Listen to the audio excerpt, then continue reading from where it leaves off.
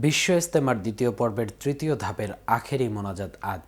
বিশ্ব ইজতেমার ইতিহাসে এবারই প্রথম দুই পর্বে তিনটি আখেরি মোনাজাতের মাধ্যমে শেষ হচ্ছে ৫৮তম বিশ্ব ইজতেমা। রাজধানীর পাশে টঙ্গীর তুরাগ নদীর তীরে আজ রবিবার দুপুর ১২টায় আখেরি মোনাজাত পরিচালনা করেন মাওলানা সাদের বড় ছেলে মাওলানা ইউসুফ বিন সাদ।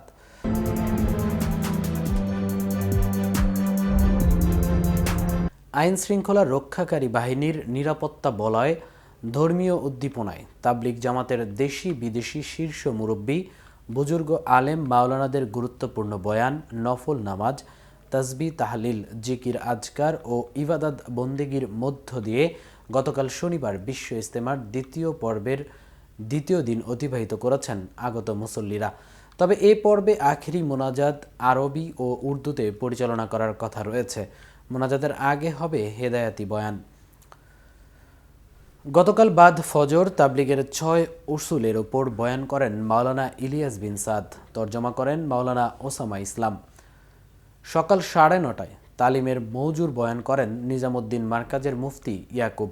বাদ জোহর বয়ান করেন আরবের মেহমান, তর্জমা করেন মাওলানা মোস্তফা খলিল।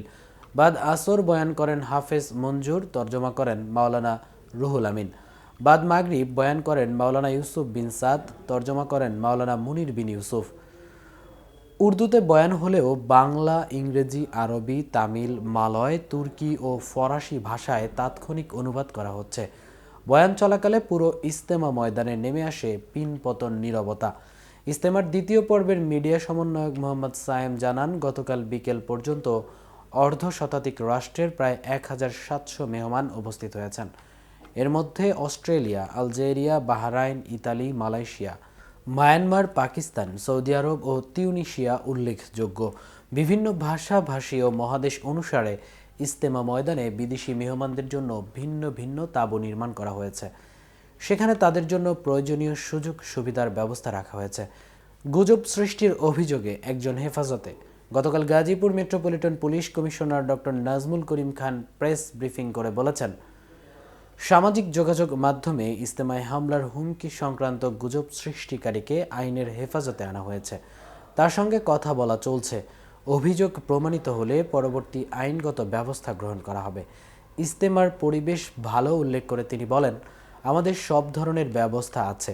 মোনাজাত চলাকালে সড়ক ও মহাসড়কে যান চলাচল সচল রাখার চেষ্টা করা হবে বলে জানান তিনি। এদিকে টঙ্গীর তুরাগ তীরে তৃতীয় ধাপের বিশ্ব ইজতেমায় যৌতুকহীন ৯ বিয়ে সম্পন্ন হয়েছে। শনিবার বাদ আসর ইজতেমা ময়দানের বিদেশি খিত্তায় যৌতুকবিহীন এ বিয়ে সম্পন্ন হয়। মাওলানা সাদ কান্ধলভির অনুসারীদের ইজতেমা আয়োজক কমিটির সমন্বয়কারী মোহাম্মদ সায়েম এ তথ্য নিশ্চিত করেছেন। এর আগে শনিবার জোহর পর্যন্ত বড় কনে পক্ষের লোকদের তালিকা সংগ্রহ করা হয়। পরে বাদ আসর বিয়ের খুতবা শেষে অভিভাবকদের সম্মতিতে তাদের বিয়ে পড়ানো হয়।